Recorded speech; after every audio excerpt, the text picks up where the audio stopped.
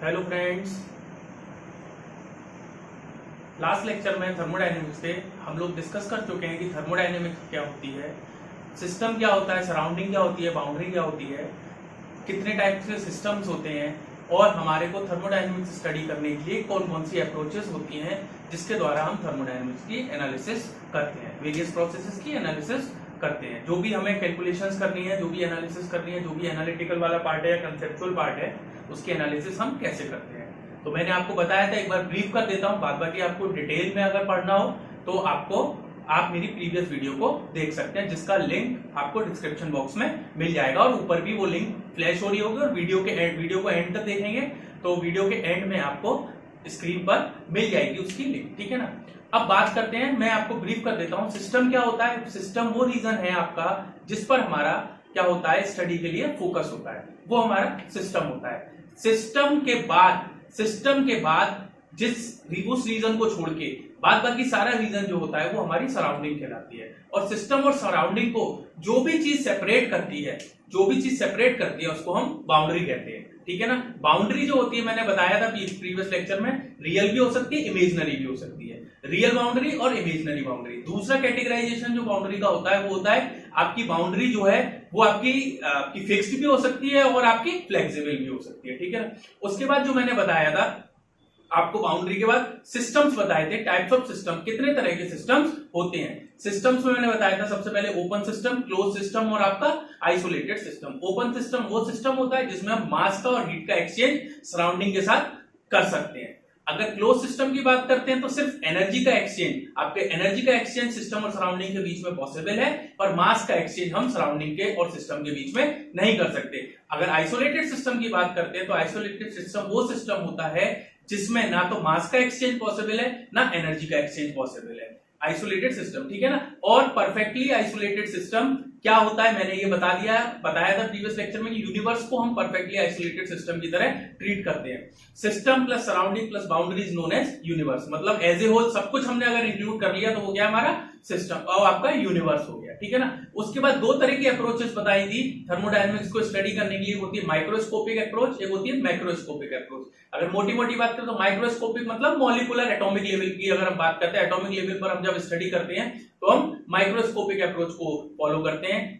और अगर हम माइक्रोस्कोपिक की बात करें तो एवरेज वैल्यू बात करेंगे, average value as a whole system की एवरेज वैल्यू की बात करते हैं तो हम मैक्रोस्कोपिक स्टडी के अंडर में बात करते हैं। दो तरह की स्टडीज होती हैं डिपेंडिंग अपॉन द सिचुएशन की हमें मैक्रोस्कोपिक स्टडी करनी है, माइक्रोस्कोपिक स्टडी करनी है। रिसर्च सेक्टर्स में हमेशा माइक्रोस्कोपिक स्टडी होती है और हमारे सेक्टर में जब हम पढ़ रहे हैं थर्मोडायनेमिक्स की एनालिसिस करेंगे पूरी, तो हम मैक्रोस्कोपिक अप्रोच की बात करते हैं। तो ये मैं प्रीवियस लेक्चर्स में, प्रीवियस वीडियो में आपको कवर कर चुका हूं। अगर आपने प्रीवियस वीडियो नहीं देखी है तो बहुत डिटेल में वीडियो है, उसका लिंक आपको डिस्क्रिप्शन में दे दिया जाएगा और ऊपर आपको स्क्रीन पर फ्लैश हो रहा होगा, आप वहां जाकर आप देख सकते हैं। अब हम लोगों को थर्मोडायनेमिक्स में जो नेक्स्ट टॉपिक देखना है वो देखना है thermodynamic equilibrium. Thermodynamic equilibrium. Any system is said to be in thermodynamic equilibrium. Any system is said to be in thermodynamic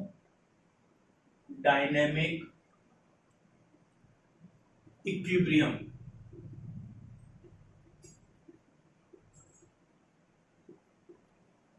if first it is in mechanical equilibrium,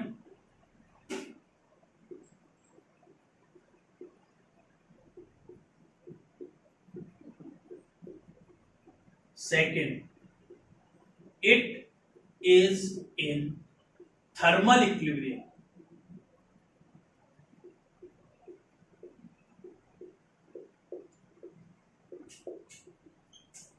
and third one is it is in chemical equilibrium.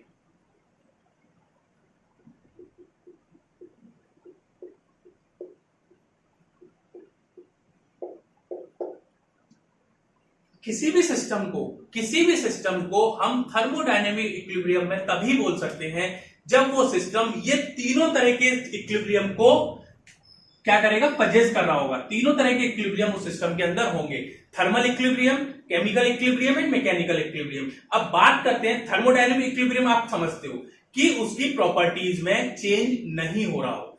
Thermodynamic equilibrium का मतलब आपके system की properties में change ना हो रहा हो। अभी क्योंकि हम प्रॉपर्टी वर्ड को यूज करेंगे और आपको प्रॉपर्टी अगर समझ में नहीं आती तो उसको समझ लो कि थर्मोडायनेमिक इक्विलिब्रियम हम तब कहते हैं जब उसके प्रेशर, वॉल्यूम, टेम्परेचर, मास, डेंसिटी, विस्कोसिटी, इन सब चीजों में चेंज नहीं हो रहा हो। इन्हीं को हम थर्मोडायनेमिक प्रॉपर्टीज बोलते हैं, ठीक है ना। अगर थर्मोडायनेमिक इक्विलिब्रियम को एग्जिस्ट कराना है किसी सिस्टम में अगर थर्मोडायनेमिक इक्विलिब्रियम में है कोई सिस्टम, अगर हम कह रहे हैं कि ये सिस्टम थर्मोडायनेमिक इक्विलिब्रियम में है तो वो मैकेनिकल इक्विलिब्रियम में भी होगा, थर्मल इक्विलिब्रियम में भी होगा और केमिकल इक्विलिब्रियम में भी होगा। मतलब अगर इनमें से सिस्टम हमारा किसी भी एक इक्विलिब्रियम की कंडीशन को फुलफिल नहीं कर रहा है तो वो कभी भी थर्मोडायनेमिक इक्विलिब्रियम में नहीं हो सकता, कभी भी थर्मोडायनेमिक इक्विलिब्रियम में नहीं हो सकता। अब बात करते हैं कि क्या क्या कंडीशंस होती है कि सिस्टम मेरा मैकेनिकल इक्विलिब्रियम में होगा, थर्मल इक्विलिब्रियम में होगा और आपका केमिकल इक्विलिब्रियम में होगा। तो सबसे पहली बात करते हैं अगर मैकेनिकल इक्विलिब्रियम की, तो अगर मैकेनिकल इक्विलिब्रियम में हम तभी किसी सिस्टम को मैकेनिकल इक्विलिब्रियम में कह सकते हैं जब उस पर नेट फोर्सेस क्या होंगे, जीरो होंगे। Net forces are zero, summation of net forces are zero. आपको पता है किसी भी बॉडी को हम मैकेनिकल इक्विलिब्रियम में कब कहते हैं, जब उस पर एनवायलेंस फोर्स क्या हो, जीरो हो। मतलब उस पर सारे के सारे फोर्सेस का अगर हम एल्जेब्रिक समेशन करें तो क्या हो, उसका क्या है, जीरो आए। नेट समेशन क्या है आपका, जीरो आए। तो सिस्टम के ऊपर कोई भी नेट फोर्स नहीं लगना चाहिए, तभी वो सिस्टम आपका क्या होगा, मैकेनिकल इक्विलिब्रियम में होगा। अगर मैं थर्मल इक्विलिब्रियम की बात करता हूं तो सिस्टम को हम थर्मल इक्विलिब्रियम में तब बोलते हैं जब there is no change in temperature, there is no change in temperature with time. मतलब टाइम के साथ उस सिस्टम के टेम्परेचर में कोई भी चेंज नहीं आ रहा हो, मतलब नेट फोर्स भी जीरो हो, चेंज भी नहीं आ रहा हो। और केमिकल इक्विलिब्रियम का मतलब है आपका नो केमिकल रिएक्शन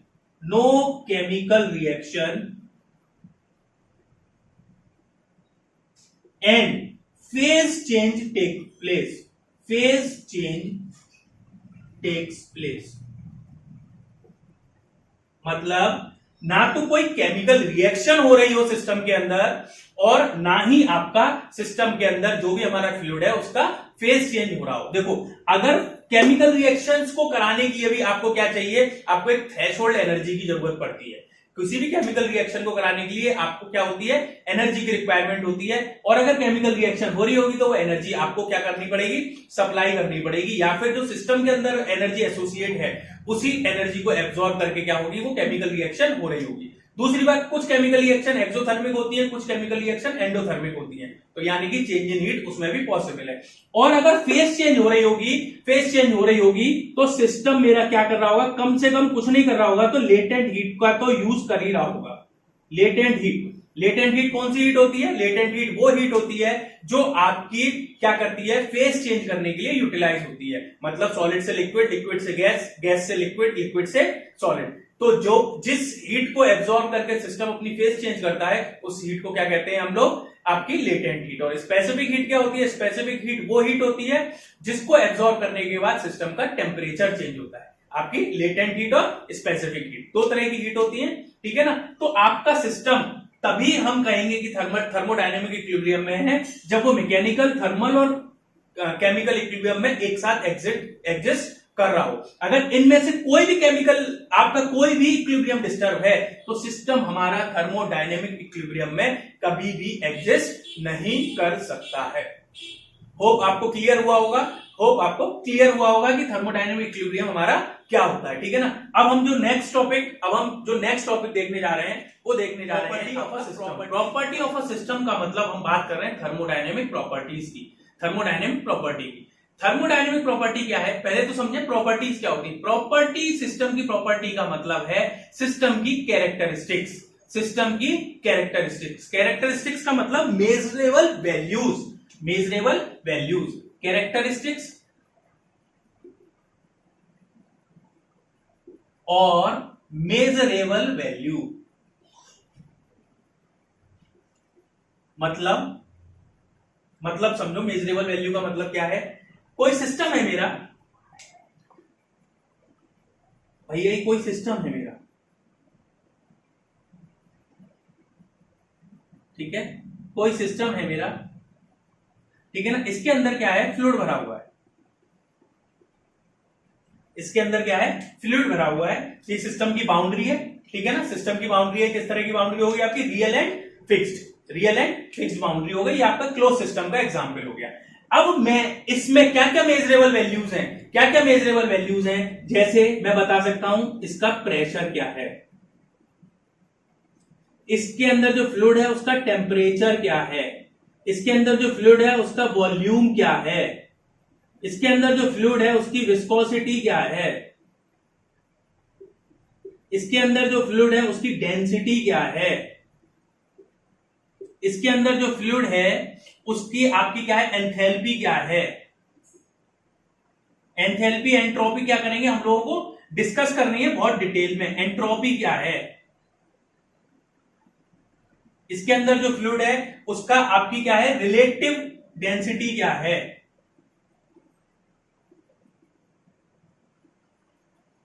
इसके अंदर जो फ्लूइड है उसका मास क्या है। ये सब क्या है? इसकी कैरेक्टरिस्टिक्स हैं। इसकी क्या है? आपकी कैरेक्टरिस्टिक्स हैं या मेजरेबल वैल्यूज हैं। मतलब इन चीजों को हम मेजर कर सकते हैं, इन सिस्टम की इन सारी प्रॉपर्टीज को हम लोग क्या कर सकते हैं? मेजर कर सकते हैं। ये सारी कैरेक्टरिस्टिक्स ही कहलाती हैं सिस्टम की प्रॉपर्टी। मतलब सिस्टम का एक तरह से एड्रेस देना हो तो हमें यही बताना पड़ेगा। किसी सिस्टम को मेरे को इंट्रोड्यूस करना है, किसी सिस्टम के बारे में मुझे बताना होगा। जैसे मेरे को अगर अपने आप को इंट्रोड्यूस करना है तो मैं क्या बताऊंगा? मेरा नाम ये है, मैं यहां रहता हूं, मेरे फादर नेम ये है, मेरा मदर नेम ये है, मेरा एड्रेस ये है, मैंने ये कर रखा है। तो ये सब क्या बता रहा हूं मैं? अपनी कैरेक्टरिस्टिक्स बता रहा हूं। ये क्या बता रहा हूं मैं? अपनी कैरेक्टरिस्टिक्स बता रहा हूं। ऐसे ही अगर मुझे किसी सिस्टम का इंट्रोडक्शन देना है तो मुझे सिस्टम का प्रेशर क्या है, टेम्परेचर क्या है, वॉल्यूम क्या है, एनर्जी क्या है, उसका मास क्या है, रिलेटिव डेंसिटी क्या है, विस्कोसिटी क्या है, और जो भी हमारी फिजिकल पैरामीटर्स होते हैं, फिजिकल कैरेक्टरिस्टिक्स होती है, वो सारी क्या होती है, उसके थ्रू हम लोग क्या कर सकते हैं? एक सिस्टम का इंट्रोडक्शन दे सकते हैं। और यही सारे कैरेक्टरिस्टिक्स ही क्या कहलाती है? सिस्टम की प्रॉपर्टी ऑफ द सिस्टम, ठीक है ना। Properties of the system, any measurable value और characteristics of a system on a particular state. On a particular state का मतलब जब सिस्टम हमारा किसी एक जगह थर्मोडायनेमिक इक्विलिब्रियम में है, उस टाइम पर ये सारी जो मेजर्ड वैल्यूज होंगी वो सिस्टम की प्रॉपर्टी कहलाएंगी। अभी इसके बाद ही नेक्स्ट टॉपिक हम लोगों को जो उठाना है वो उठाना है स्टेट क्या होती है, ठीक है ना। तो एक पर्टिकुलर स्टेट का मतलब ऐसे समझो कि अभी जब हमारा कोई भी सिस्टम एक थर्मोडायनेमिक इक्विलिब्रियम में है, तब उसकी ये सारी की सारी सिस्टम की जो कैरेक्टरिस्टिक्स जो मैंने लिखी है, इसके अलावा भी हो सकती हैं, ये जो कैरेक्टरिस्टिक्स मैंने सिस्टम की लिखी हैं, ये सारी की सारी कैरेक्टरिस्टिक्स क्या कहलाती हैं? सिस्टम की थर्मोडायनेमिक प्रॉपर्टीज कहलाती हैं। थर्मोडायनेमिक प्रॉपर्टीज कहलाती हैं, ठीक है ना। ये सारी कैरेक्टरिस्टिक्स हैं, ये मेजर्ड वैल्यू है जिसके द्वारा हम जिसके थ्रू हम सिस्टम को क्या करते हैं? इंट्रोड्यूस करते हैं। ये आपकी क्या होती है? थर्मोडायनेमिक प्रॉपर्टीज होती है सिस्टम की। इन थर्मोडायनेमिक प्रॉपर्टीज को हम ब्रॉडली दो पार्ट में क्लासिफाई करते हैं। सिस्टम की थर्मोडायनेमिक प्रॉपर्टीज दो पार्ट में क्लासिफाई होती हैं। पहली आपकी इंटेंसिव प्रॉपर्टी, दूसरी आपकी extensive property. Intensive properties and the properties which do not depend upon the mass. वो प्रॉपर्टीज जो मास पर डिपेंड नहीं करती हैं, वो आपकी प्रॉपर्टीज होती हैं इंटेंसिव प्रॉपर्टी।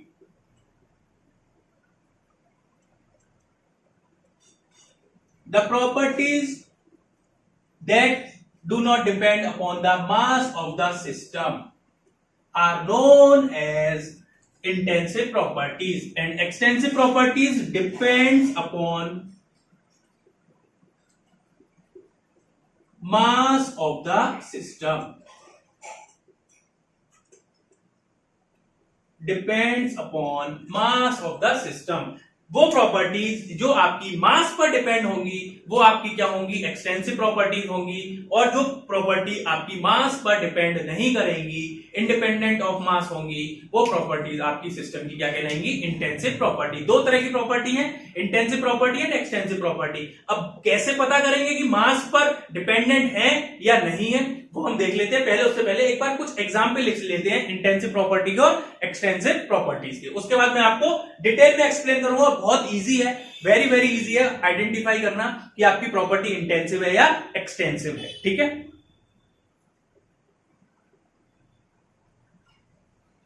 अगर इंटेंसिव प्रॉपर्टी की बात करते हैं, अगर मैं इंटेंसिव प्रॉपर्टी की बात करता हूं तो आपका प्रेशर, टेम्परेचर, प्रेशर, टेम्परेचर, आपकी डेंसिटी, ये क्या है, आपकी इंटेंसिव प्रॉपर्टी है। अगर मैं बात करता हूं एक्सटेंसिव प्रॉपर्टी की, अगर मैं बात करता हूं एक्सटेंसिव प्रॉपर्टी की, तो आपका वॉल्यूम, एनर्जी, ये आपकी कैसी है, आपकी एक्सटेंसिव प्रॉपर्टीज हैं। देखो कैसे हैं, इसको समझते हैं।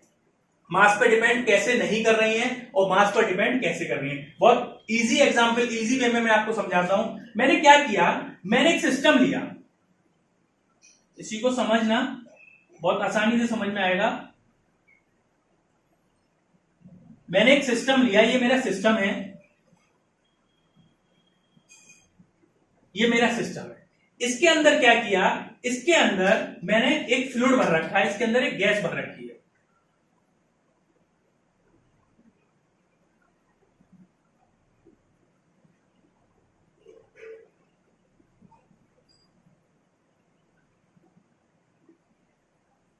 इसके अंदर मैंने एक गैस भर रखी है और इस गैस का प्रेशर P है, टेम्परेचर T है, डेंसिटी रो है, आपका वॉल्यूम V है और आपका एनर्जी मान लेते हैं E है।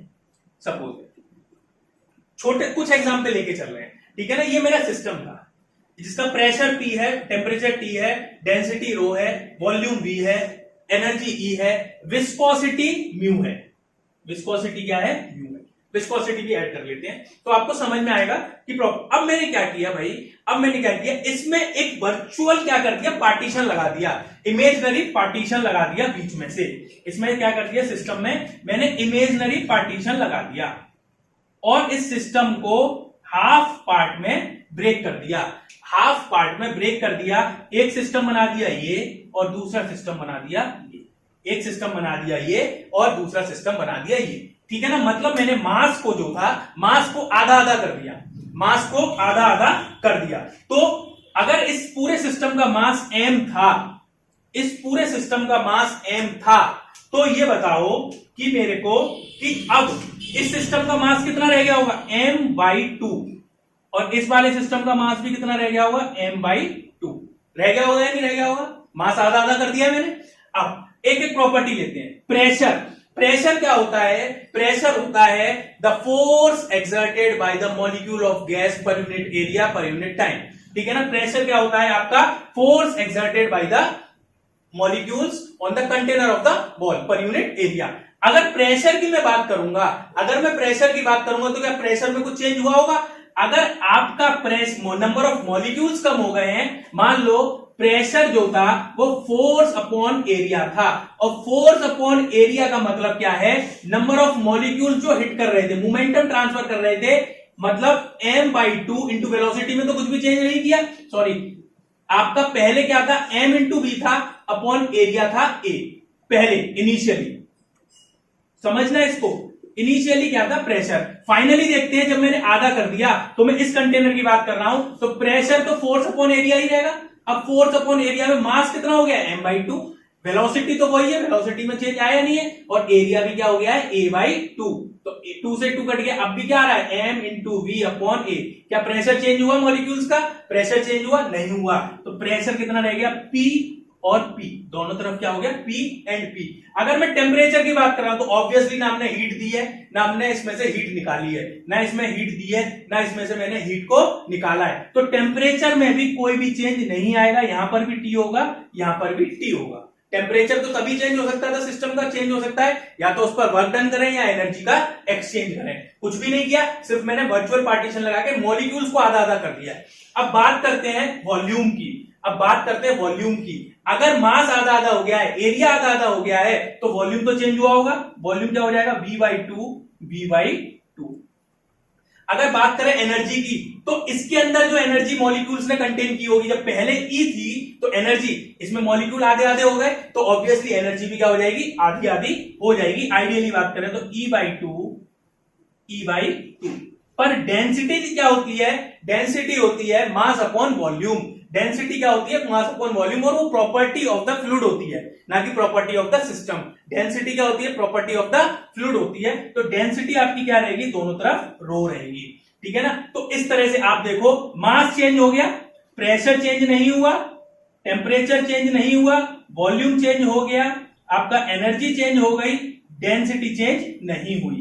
तो आपको दिख रहा होगा जो चीज चेंज हो गई है, जो चीज चेंज हो गई है वो मैंने किस में लिख रखी है, इंटेंसिव और एक्सटेंसिव प्रॉपर्टी में। तो वो प्रॉपर्टीज जो मास के साथ, मास चेंज होने के साथ चेंज हो जाएंगी, उन प्रॉपर्टी को हम कहते हैं एक्सटेंसिव प्रॉपर्टी। मतलब वो प्रॉपर्टीज मास पर डिपेंड कर रही हैं। और वो प्रॉपर्टीज जो मास चेंज होने के साथ चेंज नहीं हो रही हैं, उन प्रॉपर्टीज को हम कहते हैं intensive property. Intensive properties, intensive properties जैसे कि प्रेशर हो गया, टेम्परेचर हो गया, डेंसिटी हो गई आपकी, ये सारी आपकी सिस्टम की इंटेंसिव प्रॉपर्टीज कहलाती हैं, ठीक है। होप आपको ये चीज क्लियर हो गई होगी, ठीक है ना। अब इसमें एक पॉइंट है जो समझने वाला है, स्टार पॉइंट। जो समझने वाला पॉइंट है वो है, अगर मैं बात कर रहा हूं स्पेसिफिक प्रॉपर्टीज की, स्पेसिफिक प्रॉपर्टीज, स्पेसिफिक प्रॉपर्टीज क्या होती है भाई, स्पेसिफिक प्रॉपर्टीज होती हैं, किसी भी प्रॉपर्टी की बात कर रहे हैं स्पेसिफिक प्रॉपर्टी की, तो स्पेसिफिक प्रॉपर्टी होती है प्रॉपर्टी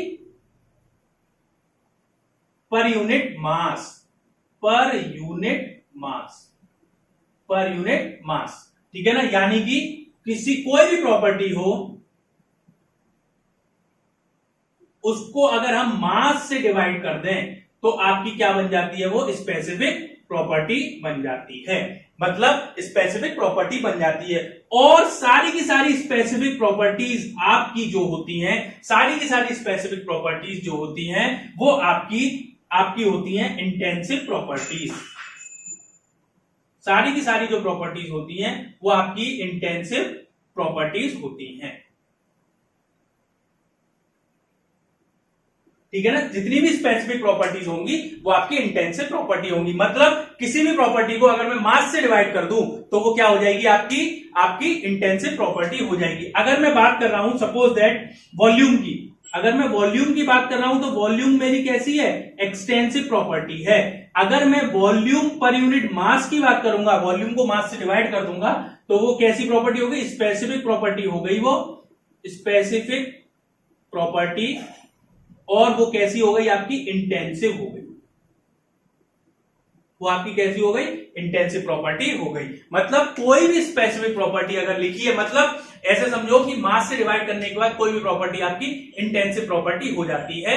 और इसको दूसरी तरह से भी ले सकते हैं कि मास कैसा था आपका, देखो मास चेंज हो रहा था, तो मास को एक तरह से हम एक्सटेंसिव प्रॉपर्टी को मैं कंसीडर कर सकते हैं। तो दो एक्सटेंसिव प्रॉपर्टी का अगर रेशियो लेंगे हम, ratio of two extensive properties is always a intensive property. Ratio of two extensive properties are always a intensive property. अगर हम दो एक्सटेंसिव प्रॉपर्टी का रेशियो लेंगे तो हमेशा वो इंटेंसिव प्रॉपर्टी में चेंज हो जाएगा, ठीक है ना। ये आपकी इंटेंसिव और एक्सटेंसिव प्रॉपर्टीज थी डिटेल में, ठीक है ना। कोई टफ नहीं है, बहुत इजी है, आपको इजीली समझ में आ गया होगा, ठीक है ना। नेक्स्ट अब हम जो पढ़ना है वो पढ़ना है state, process and path. State क्या है, कोई भी सिस्टम आपका थर्मोडायनेमिक इक्विलिब्रियम में है। कोई भी सिस्टम आपका थर्मोडायनेमिक इक्विलिब्रियम में है का मतलब उसका प्रेशर, वॉल्यूम, टेम्परेचर, मास, डेंसिटी, विस्कोसिटी, मतलब जो भी उसकी थर्मोडायनेमिक प्रॉपर्टीज हैं वो टाइम के साथ चेंज नहीं हो रही हैं। वो टाइम के साथ चेंज नहीं हो रही हैं, उस टाइम पर सिस्टम को बोलेंगे पर्टिकुलर स्टेट में है। वो सिस्टम एक पर्टिकुलर स्टेट में, मतलब मैं किसी सिस्टम का एग्जैक्ट एड्रेस दे सकूं, एग्जैक्ट उसको इंट्रोड्यूस कर सकूं कि इस टाइम इस सिस्टम का ये प्रेशर है, ये टेम्परेचर है, ये वॉल्यूम है, ये विस्कोसिटी है, ये मास है। तो उस सिचुएशन को, उस कंडीशन को हम बोलते हैं स्टेट। स्टेट का मतलब सिस्टम एक जगह आपका थर्मोडायनेमिक इक्विलिब्रियम में है और उसकी आपकी थर्मोडायनेमिक प्रॉपर्टीज जो है वो टाइम के साथ चेंज नहीं हो रही है। का मतलब हम इस कंडीशन पर, स्टेट पर, इस कंडीशन पर हम टेम्परेचर अपने सिस्टम की क्या कर सकते हैं, आपकी वैल्यूज को, आपकी जो थर्मोडायनेमिक प्रॉपर्टीज हैं उसको क्या कर सकते हैं, मेजर कर सकते हैं, उसको मेजर कर सकते हैं। अब सिस्टम क्या होगा जब एक स्टेट से दूसरे स्टेट में जाएगा। सिस्टम एक स्टेट से दूसरे स्टेट में जाएगा जब सिस्टम स्टेट 1 से स्टेट 2 में जाएगा। मतलब एक जगह से दूसरी जगह जाएगा तो क्या करेगा, एक पर्टिकुलर पाथ फॉलो करेगा, एक पर्टिकुलर पाथ फॉलो करेगा, पाथ फॉलो करते हुए एक रास्ता फॉलो करते हुए जाएगा और स्टेट 2 में पहुंचेगा। तो उसका प्रेशर, वॉल्यूम, जो भी थर्मोडायनेमिक प्रॉपर्टीज है उसमें कुछ ना कुछ हो सकता है एक प्रॉपर्टी में चेंज हुआ हो सकता है 2 में हुआ हो सकता है 3 में हुआ हो सकता है सारी प्रॉपर्टीज में चेंज हो गया हो। पर हम मेजर कब कर पाएंगे, हम मेजर कब कर पाएंगे, हम मेजर तब कर पाएंगे जब वो दोबारा से थर्मोडायनेमिक इक्विलिब्रियम में आ जाएगा। टाइम के साथ वो थर्मोडायनेमिक इक्विलिब्रियम में आ जाएगा, तब हम उसकी सारी प्रॉपर्टीज को मेजर कर पाएंगे। तो वो स्टेट 1 से हम बोलेंगे सिस्टम स्टेट 1 से स्टेट 2 में चला गया। सिस्टम स्टेट 1 से स्टेट 2 में चला गया। देखो इसका एग्जाम्पल ऐसे समझें, मैं एक पर्टिकुलर जगह पर खड़ा हुआ हूं, मैं अपने घर पर खड़ा हुआ हूं, तो अभी मेरा एड्रेस क्या है, अभी मेरा एड्रेस क्या है, मेरा एड्रेस है, मेरा घर का जो एड्रेस है वो मेरा एड्रेस है। अगर मुझे किसी को बताना होगा कि मैं कहां पर हूं, मैं किस सिस्टम में किस पोजीशन में हूं, कहां पर हूं, तो मैं क्या बताऊंगा, मैं अपने घर का एड्रेस बता दूंगा कि ऐसे ऐसे मेरे घर का ये एड्रेस है, आप यहां पर आ जाओ तो आपको मैं मिल जाऊंगा। ठीक है ना। अब मैंने अपने घर से चलना शुरू किया और मान लो मैं मूवी देखने जा रहा हूं, मैं मूवी देखने जा रहा हूं, मूवी देखने के लिए मुझे थिएटर तक जाना है, रास्ते में मैं ऑन द वे हूं। ऑन द वे में क्या किसी को बता सकता हूं कि अगर कोई मेरे पास किसी का फोन आ जाए तो क्या मैं ऑन द वे उसको एग्जैक्ट बता सकता हूं कि मैं यहां पर हूं और मैं, क्योंकि मेरी पोजीशन टाइम के साथ चेंज हो रही है, मेरी प्रॉपर्टीज टाइम के साथ चेंज हो रही है। अगर थर्मोडायनेमिक्स की बात करें तो क्या मैं ऑन द वे किसी को एग्जैक्ट बता सकता हूं कि तुम आ जाओ मैं यहां मिलूंगा। अगर आप रुकोगे नहीं तो, अगर कंटिन्यूअसली चेंज हो रहोगे, जब आप थिएटर तक पहुंच जाओगे, आप मूवी थिएटर तक पहुंच जाओगे, तब आप किसी को बता सकते हो कि हाँ अब मेरी पोजीशन ये है, अब मैंने अपनी स्टेट चेंज कर ली है, मैं घर से चल के थिएटर तक आ गया हूं, अब तुम मुझे यहां मिल सकते हो इस टाइम पर। तो स्टेट 1 थिएटर, स्टेट 2, स्टेट 1 से सिस्टम स्टेट 2 में चला गया। हमने एग्जैक्ट हम इंट्रोड्यूस कब कर पाए, जब हम या तो यहां पर थर्मोडायनेमिक इक्विलिब्रियम में थे या फिर हम दूसरी स्टेट पर थर्मोडायनेमिक इक्विलिब्रियम में आ गए। ठीक है ना। तो स्टेट क्या होती है, आपकी सिस्टम का एड्रेस होती है। जब हम वो टाइम आ जाता है जब हम सिस्टम की क्या कर सकते हैं, वैल्यूज को मेजर कर सकते हैं। तो हम दूसरी तरह से, अगर अभी आपको और बताएं और डिटेल में मैं बताऊंगा जब पीवी डायग्राम पर थोड़ा सा एक्सप्लेन करूंगा। ठीक है ना।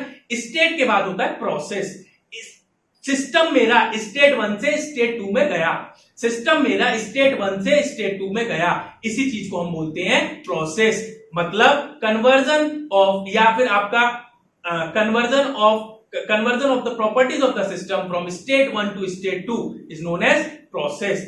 या फिर shifting of system from state 1 to state 1 to state 2 is known as process. ठीक है ना। स्टेट 1 से स्टेट 2 में आपका सिस्टम शिफ्ट हुआ है, उसको हम बोलते हैं प्रोसेस। ठीक है ना। और जिस पाथ को फॉलो, जिस रास्ते को फॉलो करते हुए सिस्टम मेरा स्टेट 1 से स्टेट 2 में जाएगा, उसको हम बोलते हैं path followed by the system. Path followed by the system हुआ, मेरा सिस्टम जो था पहले इनिशियली मेरा इस कंडीशन में था,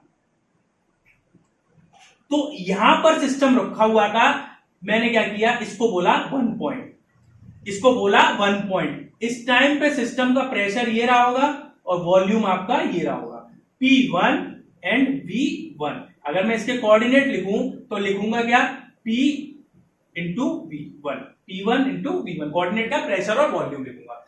अब क्या हुआ, मैंने ये सिस्टम बड़ा आराम से शांति से बैठा हुआ था, यहाँ पर कुछ नहीं कर रहा था, थर्मोडायनेमिक इक्विलिब्रियम में। थर्मोडायनेमिक इक्विलिब्रियम में था मतलब ना वॉल्यूम चेंज हो रहा था ना इसका प्रेशर चेंज हो रहा था, और ऑब्वियसली प्रेशर वॉल्यूम चेंज नहीं हो रहा होगा तो टेम्परेचर भी चेंज नहीं हो रहा होगा, क्योंकि पीवी इक्वल्स टू एनआरटी होता है अगर क्लोज सिस्टम की बात कर रहे हैं। अब मैंने क्या किया, इसको थोड़ा सा इसके साथ खुरापात की, इसके साथ क्या, इसके साथ छेड़छाड़ की। छेड़छाड़ कैसे भी कर सकते हैं, हो सकता है इसमें से कुछ एनर्जी निकाल रही हो, इसमें हो सकता है कुछ एनर्जी सप्लाई कर दी हो सकता है इसमें से कुछ वर्क ले लिया हो सकता है इसको क्या कर दिया हो, कंप्रेस कर दिया हो, उसका वॉल्यूम रिड्यूस कर दिया हो, या हो सकता है इसका वॉल्यूम को इंक्रीज कर दिया हो, एक्सपेंड कर दिया हो। कुछ भी तरह से हम लोग इसके साथ छेड़छाड़ कर सकते हैं। और जब छेड़छाड़ की तो सिस्टम जो है, सिस्टम मेरा नई पोजीशन सिस्टम की ये हो गई, नई पोजीशन मेरी सिस्टम की ये हो गई। तो दिस वन मतलब स्टेट क्या है, स्टेट क्या है, स्टेट 1 और स्टेट 2। यहां पर प्रेशर था P1, वॉल्यूम था V1, यहां पर प्रेशर हो गया P2, यहां पे वॉल्यूम हो गया आपका V2। तो ये आपकी स्टेट 1 है और ये आपकी स्टेट 2 है। मतलब सिस्टम यहां से गया, सिस्टम ने यहां से यहां पर रखा था, हमने उसके साथ कुछ चेंजेस किए और चेंज करने के बाद नई पोजीशन जहां पर मैं प्रेशर वॉल्यूम मेजर कर सकता था वो पोजीशन आ गई ये। तो इस टाइम पर इसका प्रेशर क्या है और वॉल्यूम क्या है वो हम डिनोट कर दे रहे हैं V2 एंड P2।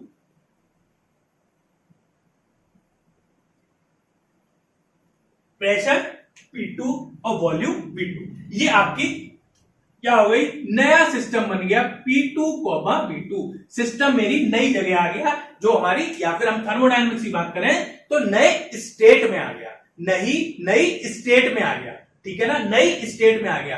अब क्या हो सकता है, देखो क्या क्या तरीके हो सकते हैं सिस्टम 1 से लेके 2 में पहुंचे। तो एक तरीका तो ये हो सकता है कि सिस्टम डायरेक्टली क्या कर दे, सिस्टम इस तरह से फॉलो करते हुए जाए, ये चीज फॉलो करते हुए सिस्टम क्या हुआ, प्रेशर वॉल्यूम इस तरह से चेंज होते हुए फाइनली यहां पर पहुंचा होगा। तो ये जो ग्रीन कलर की लाइन है ये दिखा रही है किस पाथ से सिस्टम गया, पाथ 1, ठीक है ना। और भी तरीका हो सकता है, एक तरीका ये हो सकता है कि सिस्टम ऐसे गया हो भैया चेंज होते हुए, कोई भी तरीका हो सकता है, सिस्टम ऐसे गया हो तो ये हो गया पाथ 2, ये पाथ फॉलो करते हुए। हो सकता है सिस्टम ऐसे गया हो, ये हो गया आपका पाथ 3, ठीक है ना, पाथ 3। और हो सकता है सिस्टम कैसे गया हो, पहले ऐसे गया हो, पहले क्या हुआ हो, ऐसे गया हो, फिर सिस्टम ऐसे गया हो, कोई भी तरीका हो सकता है।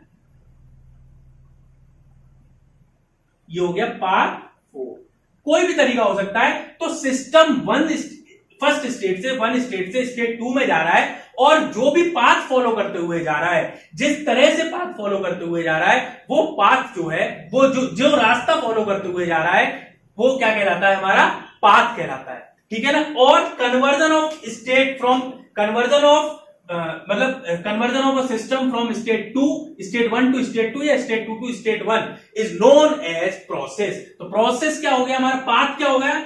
अगर मैं बात करूं पाथ की तो डिफरेंट पाथ हो सकते हैं, 1 भी हो सकता है, 2 भी हो सकता है जो लिखा है, 3 भी हो सकता है, 4 भी हो सकता है। आपका ये सारे क्या है, इतने सारे पाथ के थ्रू आपका सिस्टम स्टेट 1 से स्टेट 2 में जा सकता है। प्रोसेस क्या होगा, जब हम प्रोसेस दिखाएंगे तो दिखाएंगे प्रोसेस जो हुआ है मेरा, प्रोसेस जो हुआ है वो हुआ है स्टेट 1 से स्टेट 2 में चेंज हुआ है। प्रोसेस जो है वो 1-2 है, 1-2 है। हमें नहीं मतलब किस भी पाथ से गया हो, हमें नहीं मतलब हमारा यहां पर था स्टेट 1 में और स्टेट 2 में आ गया, तो ये पूरा के पूरा आपका प्रोसेस हो गया। स्टेट 1 से स्टेट 2 में कन्वर्जन ही हम क्या बोलते हैं, प्रोसेस बोलते हैं, जिसको रिप्रेजेंट करते हैं 1-2। अब अलग अलग प्रोसेस होंगे, कई सारे प्रोसेस को फॉलो करते हुए गया होगा, तो हम उसको अलग अलग प्रोसेस लिख देंगे। जैसे इसी में मान लेते हैं सिस्टम गया, यहां से चला, पहले यहां एक नई इक्विलिब्रियम स्टेट आई जिसको हमने बोल दिया मान लो नंबर 3, ठीक है ना, सपोज दैट नंबर, या फिर बोल दिया 1A बोल दिया। तो हम इस वाले अगर पाथ बाई पाथ 4 सिस्टम किस तरह से गया है, क्या प्रोसेस फॉलो किया है, प्रोसेस जो हुआ 1, 1 से पहले गया ए में और ए से पहले गया ए से फिर गया 2 में। यहां पर हमने कोई थर्मोडायनेमिक प्रॉपर्टी अगर मेजर की होगी, जैसे अगर यहां बात करें तो प्रेशर मेरा P1 है और वॉल्यूम मेरा V2 है। प्रेशर मेरा P1 है और वॉल्यूम मेरा V2 है। तो आपका क्या हो गया, ये एक नई स्टेट हो गई। मतलब ये भी स्टेट है, ये भी स्टेट है, ये भी स्टेट है। जब मैंने एक स्टेट को यहां पर डिफाइन कर दिया तभी मैं बता सकता हूं कि पहले ये वाला प्रोसेस हुआ फिर ये वाला प्रोसेस हुआ। तो टोटल इसमें 2 प्रोसेस हो गए। एक प्रोसेस ये हो गया प्रोसेस 1 और दूसरा प्रोसेस ये हो गया। एक ये है और एक ये है, 2 प्रोसेस है। और जो ए है इसको बोलते हैं हम इंटरमीडिएट स्टेट। इंटरमीडिएट स्टेट इसको बोलते हैं हम इंटरमीडिएट स्टेट। तो ये आपका सिस्टम का स्टेट, पाथ एंड प्रोसेस का डिस्क्रिप्शन था, ठीक है ना। अब आपके 2 तरह के फंक्शंस होते हैं, इसको हम डिटेल में पढ़ेंगे, पर पॉइंट फंक्शंस और पाथ फंक्शन। पॉइंट फंक्शन वो फंक्शन होते हैं जो आपके पाथ पर डिपेंड नहीं करते। वो फंक्शंस जो पाथ पर डिपेंड नहीं करेंगे, सिर्फ और सिर्फ किस पर डिपेंड करेंगे, स्टेट पर डिपेंड करेंगे। वो प्रॉपर्टीज जो पाथ पर डिपेंड नहीं करती हैं, वो सिर्फ और सिर्फ स्टेट पर डिपेंड करती हैं कि आपकी किसी भी पाथ को फॉलो करते हुए आए पर प्रॉपर्टीज चेंज नहीं होंगी। जैसे आपका प्रेशर P1 था, वॉल्यूम V1 था, यहां पर प्रेशर P2 है, V2 है। अगर पाथ 1 फॉलो करते हुए गया तो भी P2 V2 ही हुआ प्रेशर। अगर पाथ 2 फॉलो करते हुए गया तो भी P2 V2 ही हुआ। अगर पाथ 3 फॉलो करते हुए गया तो भी प्रेशर P2 V2 ही हुआ, प्रेशर वॉल्यूम। और पाथ 4 फॉलो करते हुए गया तो भी P2 V2 ही हुआ। तो प्रेशर और जो वॉल्यूम है, ये आपके प्रेशर वॉल्यूम जो है ये आपके क्या है, पाथ फंक्शन है। वो सॉरी, ये आपके पॉइंट फंक्शन है, सिर्फ और सिर्फ स्टेट पर डिपेंड कर रहे हैं। Depend on state, not followed path, not followed path, ठीक है ना। पर कुछ फंक्शंस, कुछ प्रॉपर्टीज ऐसी भी होती हैं which depends upon path of the system, path followed by the system,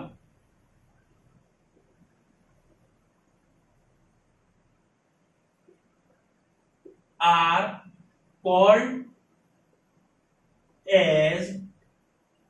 called as path function, path function। इसको हम पढ़ेंगे अभी, हम अगले लेक्चर में पढ़ेंगे, ठीक है ना। जैसे कि एनर्जी, वर्क और हीट, ये कैसी होती हैं, ये आपकी क्या होती हैं, आपकी जो है आपके पाथ फंक्शन होते हैं। प्रेशर, वॉल्यूम, टेम्परेचर, ये क्या है, आपके पॉइंट फंक्शंस होते हैं, ठीक है ना। ये आप अभी हम डिटेल में इसको भी देखेंगे, ठीक है ना। नेक्स्ट जो हम लोगों को पढ़ना है साइकिल, हमने पाथ को समझा, प्रोसेस को समझा और स्टेट को समझा, स्टेट, पाथ एंड प्रोसेस को समझा। अगर हम ये तीनों चीज अगर डिटेल में समझ गए हैं तो साइकिल को, थर्मोडायनेमिक साइकिल को समझना बहुत आसान है। हम किसी भी चीज को साइकिल कब कह सकते हैं, किसी भी चीज को साइकिल कब कह सकते हैं कि कोई भी फंक्शन, कोई भी चीज साइक्लिक प्रोसेस फॉलो कर रही है, कब कह सकते हैं, जब उसका इनिशियल पॉइंट और फाइनल पॉइंट क्या हो, सेम हो।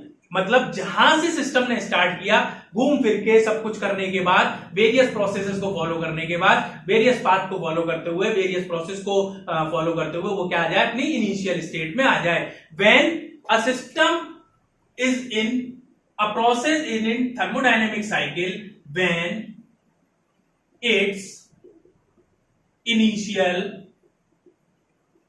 and final positions, final position और स्टेट, पोजीशन का मतलब बात कर रहे हैं स्टेट, आर, इज या आर आइडेंटिकल। कोई भी सिस्टम हम कब कहेंगे कि वो साइक्लिक प्रोसेस को फॉलो कर रहा है, साइक्लिक प्रोसेस फॉलो कर रहा है या थर्मोडायनेमिक साइकिल को फॉलो कर रहा है, जब उसकी इनिशियल एंड फाइनल पोजीशन क्या हो, आइडेंटिकल हो, सेम हो, तब हम उसको बोलते हैं थर्मोडायनेमिक साइक्लिक और साइक्लिक प्रोसेस। जैसे